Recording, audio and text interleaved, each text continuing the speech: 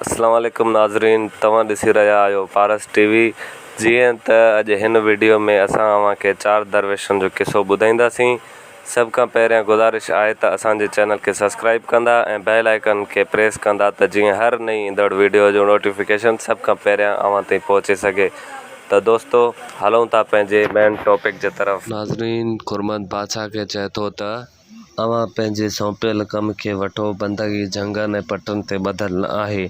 हर हंधि ख़ुदा मौजूदु आहे। घुरिजे त असीं सची दिलि सां इबादत करियूं। शायदि हीउ बैत न ॿुधो अथव, ख़ुदा तो वटि ऐं ॻोल्हीं थो जंगल में, ढिंढोरो शहर में, छोकर बग़ल में। जेकॾहिं इंसान फरमायो ऐं फ़दोईअ जो अर्ज़ु क़बूल कयो त बहितरीन हीअं आहे त जा पनाह हर दम ऐं हर वक़्तु ध्यानु ख़ुदा ताला जे तरफ़ रखो। दुआ घुरंदा रहो, हिन दरगाह मां को बि महरूम न रहियो आहे।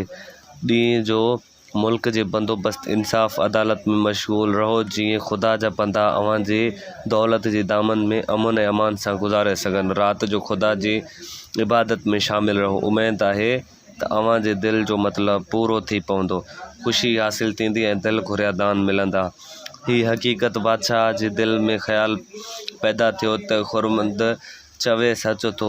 तॾहिं बादशाह चयसि त खुरमंद, तुंहिंजी सलाह नेक आहे, ईअं कंदसि। ॾिसां त उन मां कहिड़ो फ़ाइदो हासिल थो थिए।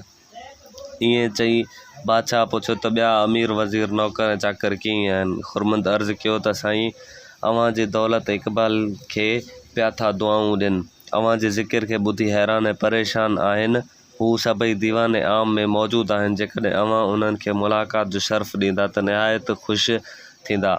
बादशाह हीअ ॿुधी वज़ीर खे तसली ॾिनी ऐं हुकुम ॾिनो त इनशा अल्लाह सुभाणे दरबार आम थींदी ऐं शहर जे नंढनि ऐं वॾनि खे हाज़ुर थियण जो हुकुम ॾिजो। वज़ीर ख़ुशि थी बादशाह जो इक़बाल खे दुआऊं ॾींदे रुख़्सत वरिती। ॿाहिरि निकितो ईंदे ई अमीरनि उमराउनि खे मुबारक ॾिनई। सॼे शहर जे माण्हुनि खे हीअ ख़ुशख़बरी ॿुधी सराही थी। सॼी राति संदन ख़ुशी में गुज़री। दरबार आम जी ख़बर ॼण त उन्हनि लाइ नेमत हुई। सुबुह थियो, सभई माण्हू पंहिंजा कमकार ऐं धंधा धाड़ी छॾे दरबार में हाज़ुर थिया। सभई पंहिंजे मर्तबे दर्जे आर वञी पंहिंजे जायुनि ते वेठा। पहर ॾींहुं चढ़ी बादशाह अची तख़्त ते वेठो। नौबतूं नारा वॼण लॻा। सभिनी खे शाही दरबार मां संदन क़दर मूजिबि इनाम मिलिया ऐं बिल्कुलु राज़ी थी दुआऊं करण लॻा। ॿिए पहिरनि जो दरबार ख़ैर सां ख़तमु थी ऐं बादशाह वञी आरामी थियो। उन ॾींहं खां वठी बादशाह पंहिंजे वक़्त खे कंहिं वरूह में विराइण जो ख़्यालु कयो। सुबुह सां दरबार कंदो हो, 3 पहर में मुतालो कंदो हो, घणो करे सॼे राति इबादत इलाही में गुज़ारींदो हो। हिकु ॾींहुं दस्तूर मूजिबि जीअं मुताले में मशगूल हो, किताब में लिखियलु ॾिठाई त जंहिं शख़्स खे का मुश्किलात दरपेश थिए, जंहिंजो हल इंसानी ताक़त खां ॿाहिरि हुजे, त उन माण्हूअ खे लाज़िम आहे त पाण खे उन औखाईअ में हलाक न करे ऐं धणी ताला ते तवक्कुल रखे। ॼाणे त तक़दीर में ईअं आहे। उन जो इलाजु फ़क़ति हीअ आहे त कामिल दरवेश जी ख़िदमत करे ऐं सदाईं वटनि सवाली रहे, जीअं धणी सॻोरो मथसि राज़ी रहे ऐं संदसि मन जी मुराद पूरी करे। पिणु क़ब्रस्तान में वञी नेक मर्दनि जे बुठियनि ते दुआ घुरे त संदसि मतिलबु हासिल थिए। हिन खां सवाइ पाण खे घटि सम्झे ऐं कंहिंजी दिलि आज़ारी न करे। बादशाह जॾहिं हीअ हक़ीक़त किताब में पढ़ी, तॾहिं दिलि खे आथत अची वियसि ऐं ख़ुर्दमंद वज़ीर जो चवण बि यादि आयसि। तॾहिं इहा दिलि सां सलाह कयईं त इहो नुस्ख़ो बि आज़माइणु घुरिजे। पर हीअ सभु बादशाही रस्म ऐं रवाज ठाह ठूह सां थियणु न घुरिजनि। चङो ईअं थींदो त फ़क़ीराणो वेस करे मिसकीननि जी सूरत में निवड़त सां मक़ाम में कंहिं बुज़ुर्ग जी तुरबत भरिसां वञी इबादत करियां ऐं किताबी लिखियल नसीहत बजा आणियां। मन अहिड़ी रियत रब राज़ी थिए ऐं हुन जे राज़पे खां दुनिया जो मतिलबु बि पूरो थिए ऐं आख़िरत बि सुरी थिए।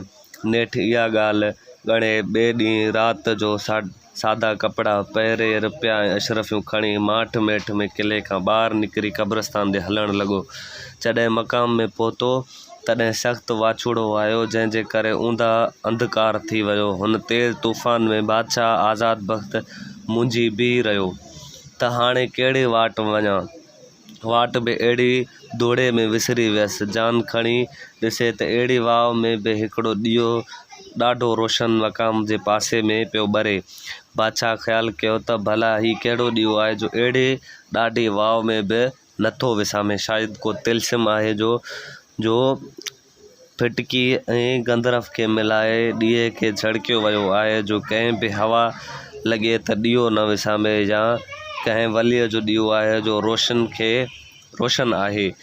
जो कुझु थिए सो थिए, हली ॾिसणु घुरिजे। शायदि हिन शमा जे नूर खां मुंहिंजे घर जो बि चिराग रोशन थिए ऐं दिलि जी मुराद मिले। नेठि इहा सलाह करे उन तरफ़ ॾे हलियो। जॾहिं वेझो पहुतो ॾिठाई त 4 फ़क़ीर गोॾनि ते मथो रखियो उलिया पिया आहिनि, ॼण त अलूट निंड में आहिनि। संदन हालत ईअं थी नज़र आई जीअं को मुसाफ़िर पंहिंजे वतन वारनि खां विछड़ी बेसकीअ ऐं मुफ़लिसीअ जे रंज में गिरफ़्तार हुजे। अहिड़ीअ त ही चारई ॼण दीवार ते नक्श हुआ। हिकु ॾीओ पथर ते रखियल टिमकी रहियो हो। वाव जी परवाह न हुयसि। संदसि फ़ानूस गोया आसमान जो गुंबज़ हो। आज़ाद बख़्त ख़्यालु कयो त ही के पहुतल शख़्स आहिनि ऐं इरादो कयईं त वटनि वञी खेनि गॾिजां। मन ही फ़क़ीर मुंहिंजे हक़ में दुआ कनि, जा धणी ताला पूरी करे ऐं मुंहिंजी आस पूरी थिए। भायई त वञी खेनि उथारियां। एतिरे में अची अकुल हमरा थियसि त ए बेसम्झ मूरख कीअं थो वञी हिननि बलाउनि में हथु विझी। कहिड़ी ख़बर थी ही देव आहिनि या ग़ौल बियाबानी। तंहिं करे चङा जुॻाए त अहिड़नि नावाक़ुफ़ शयुनि में हथु विझण खां लिकी कुंड पासे वियां ऐं ॾिसां त हू केरु आहिनि। आख़िर बादशाह ईअं करे भर वारनि ॿूटनि जे ॼुटके में वञी लिकी उन्हनि जी चोरपुर खे ॾिसणु लॻो। इतफ़ाक़ सां हिकु फ़क़ीर खे छिक आई। ख़ुदा जो शुकुर कयईं। हू टई कलंदर हुन आवाज़ ते जाॻी पिया। ॾीए जे वटि सोरियाऊं पंहिंजे पंहिंजे बिस्तरे ते हक़नि खे भरे पीअण लॻा।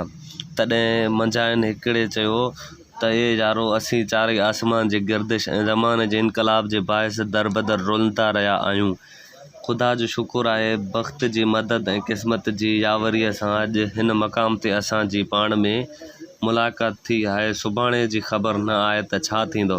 गॾु रहूं या विछड़ी वञूं। राति बि पहाड़ वांगुरु थी पई आहे। चङो ईअं आहे त साजिरे सुम्हण खां पंहिंजो पन्हो सरबरस्तो अहवाल बिना कंहिं कूड़ ऐं वाधाउ जे बयानु करियूं। अहिड़े त राति ॻाल्हियुनि में कटिजी वेंदी, पोइ राति खणी लेटी पवंदासूं। सभिनी चयो त उहा हादी वाह जी ॻाल्हि कई अथई। पहिरियां अव्हां ई खणी पंहिंजी सची कहाणी बयानु कयो, पोइ बि पंहिंजी सरगुज़श्त सुणाईंदा वेंदा।